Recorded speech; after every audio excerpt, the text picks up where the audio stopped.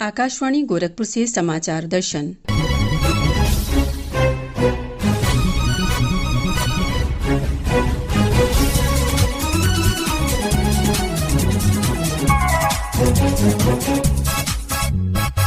इस अंक में वाराणसी में G20 देशों के विकास मंत्रियों की बैठक।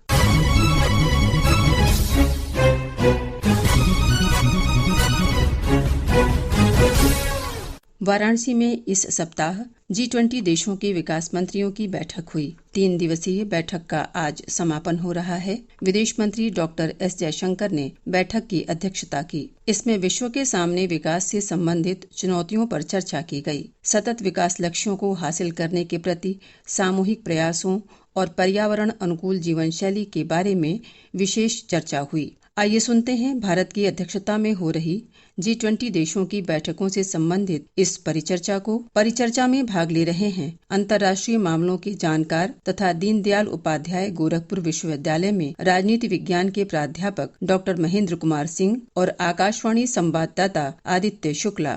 समाचार दर्शन के इस विशेष अंक में आपका स्वागत है। भारत इस साल G20 समूह की अध्यक्षता कर रहा है।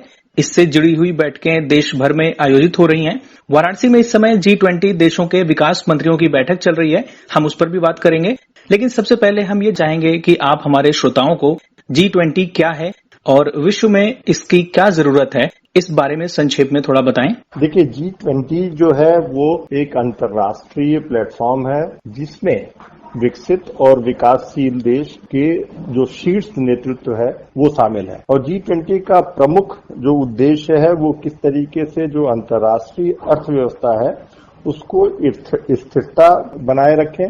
उसके अलावा क्लाइमेट चेंज और माइग्रेशन, सस्टेनेबल डेवलपमेंट, ये सारे मुद्दों पे G20 के जो शीर्ष नेतृत्व है वो विचार करता है। G20 में जो 19 देश हैं और यूरोपियन यूनियन है, इसके अलावा महत्वपूर्ण है G20 जो देश हैं वो कुल मिलाकर पूरे विश्व का 85% GDP, 75% जो है वो ट्रेड तथा इसके अलावा 2/3 विश्व की जो जनसंख्या है वो इन देशों में रहती है। तो ऐसे में ये काफी महत्वपूर्ण हो जाता है और ये खासकर IMF और वर्ल्ड बैंक जैसे जो अंतर्राष्ट्रीय संस्थाएं हैं जो खासकर वैश्विक अर्थव्यवस्था के साथ जिनका संबंध रहा है, वो संस्थाएं विकासशील देशों के लेकर उतनी सफल नहीं रही हैं।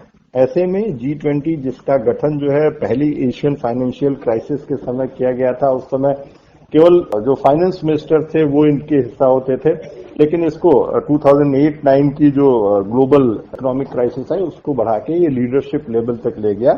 और यही कारण है कि आज G20 में जो उनके लीडर्स हैं वो G20 की मीटिंग्स में साझेदारी करते हैं। जी, G20 की अध्यक्षता भारत के लिए कितनी महत्वपूर्ण है और साल भर चलने वाली बैठकों में दुनिया भर के देश किन प्रमुख बिंदुओं पर चर्चा कर रहे हैं?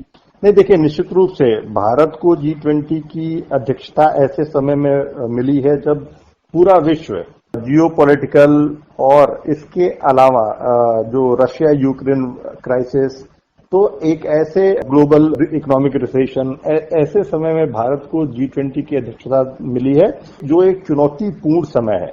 लेकिन यही वजह है कि ये भारत को एक अवसर भी प्रदान करता है जिससे भारत जो है अपने आप को वैश्विक मंच पे एक ग्लोबल प्लेयर की तरह एस्टैब्लिश कर सके। निश्चित रूप से हमने जो है भारत ने जो इस वर्ष G20 का जो प्रमुख बात कही है, एक पृथ्वी, एक परिवार, एक भविष्य, 1 अर्थ, 1 फैमिली, 1 फ्यूचर, जो हमारी पुरानी वसुधैव कुटुंबकम की नीति है उसके प्रति हमने अपनी प्रतिबद्धता दिखाई है।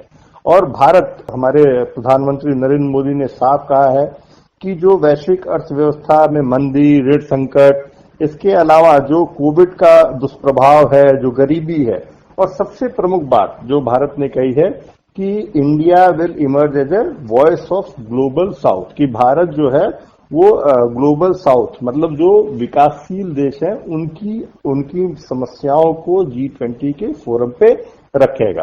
तो ये प्रमुख मुद्दे हैं जो, और ये करके भारत जो है जो विकासशील देश है उनको उनकी समस्याओं को एक नेतृत्व प्रदान करेगा, जो खासकर जैसा मैंने अभी कहा कि IMF, वर्ल्ड बैंक और जैसी जो है अंतर्राष्ट्रीय अर्थव्यवस्था से जुड़ी हुई संस्थाएं वो करने में सफल नहीं रही हैं। जी, इस समय वाराणसी में भी एक बहुत ही महत्वपूर्ण बैठक चल रही है, जो G20 देशों के विकास मंत्रियों की बैठक है। ये हम ये भी जानना चाहेंगे कि वो कौन से प्रमुख मुद्दे हैं जिन पर यहाँ विचार विमर्श हो रहा है। जो विकास मंत्रियों की बैठक हम यहाँ पे वाराणसी में हो रही है और इसका प्रमुख मुद्दा है कि किस तरीके से जो सस्टेनेबल डेवलपमेंट गोल्स है, जो अचीव करने का टारगेट 2030 रखा गया है, उस पे बातचीत की जाए। किस तरीके से डेवलपमेंट एजेंडा को ग्लोबल साउथ की कंट्रीज में जो है उसको आगे बढ़ाया जाए और खासकर ये जो एसडीजीज हैं, 17 एसडीजीज हैं, उनको अचीव करना, इस पे प्रमुखता से चर्चा होगी। जी, संयुक्त राष्ट्र संघ द्वारा घोषित सतत विकास लक्ष्यों के बारे में आपने बात की। हम ये भी जानते हैं कि G20 की बैठकों को इन लक्ष्यों को हासिल करने के लिए काफी महत्वपूर्ण माना जाता है। हम चाहेंगे कि आप सतत विकास लक्ष्यों यानी सस्टेनेबल डेवलपमेंट गोल्स के बारे में भी हमारे श्रोताओं को थोड़ा बताएं। हाँ, देखिए, जो सस्टेनेबल डेवलपमेंट गोल्स हैं, पहले मिलेनियम डेवलपमेंट गोल्स की तरह जाना जाता था और संयुक्त राष्ट्र संघ ने ये एक लक्ष्य निर्धारित किया था। ये सस्टेनेबल डेवलपमेंट गोल 2015 में ये लक्ष्य निकाला गया था, जिसमें 17 लक्ष्य जो है हासिल करने की बात कही गई थी, जिसमें no poverty, zero hunger, global health and wellbeing, quality education, gender equality, clean water and sanitation, affordable and clean drinking, clean economy, इस तरीके से करके क्लाइमेट एक्शन की हम कैसे जो है, और इसके अलावा peace and justice strong institution. तो ये इस तरीके से 17 सस्टेनेबल डेवलपमेंट गोल निर्धारित किए गए थे, जिनको अचीव करना था 2030 तक। हम ये भी जानते हैं कि जलवायु परिवर्तन आज एक बहुत बड़ा मुद्दा है, पूरे विश्व के सामने एक जटिल समस्या के रूप में ये सामने आया है और G20 देश इससे निपटने के लिए किन योजनाओं पर विचार विमर्श कर रहे हैं, हम इस बारे में भी आपसे जानना चाहेंगे। नहीं, देखिए, जैसा मैंने कहा कि G20 की बहुत ही महत्वपूर्ण भूमिका है और G20 के जो मेंबर्स हैं, इन्होंने कमिट किया है कि energy access security and market, energy efficiency and renewable, मतलब किस तरीके से जो क्लीन एनर्जी के इस्तेमाल की चर्चा की जाए, किस तरीके से जो डिपेंडेंस है जो फॉसिल फ्यूल्स पे, उसको किस तरीके से फेज आउट किया जाए। कुछ जो है मतभेद भी हैं, कुछ जो है डिफरेंसेस भी हैं, खासकर कि ये गोल्स किस तरीके से जो विकासशील देश हैं और विकसित देश कैसे मदद करेंगे विकासशील देश का कि इन जो ये गोल्स हैं इनको अचीव करने में, और किस तरीके से हम क्लाइमेट चेंज जैसी जो विकराल वैश्विक समस्या है उससे निपटने में कामयाब हो सकें। जी, आपने बिल्कुल सही कहा, इसमें भारत की भूमिका भी बहुत महत्वपूर्ण हो जाती है। हम एक और मुद्दे पर चर्चा करना चाहेंगे। इस साल सितंबर में न्यूयॉर्क में संयुक्त राष्ट्र सतत विकास लक्ष्य शिखर सम्मेलन का आयोजन होगा। कहा जा रहा है कि वाराणसी में जो बैठक हो रही है उसमें जो चर्चा होगी उसका इस शिखर सम्मेलन पर भी प्रभाव पड़ेगा, तो इस बारे में भी थोड़ा जानकारी दें। हाँ, देखिए, निश्चित रूप से, और जैसा मैंने बोला कि जो 17 जो सस्टेनेबल डेवलपमेंट गोल हैं, एसडीजीज हैं, उनको लक्ष्य रखा गया है कि 2030 तक हम उनको प्राप्त कर लें।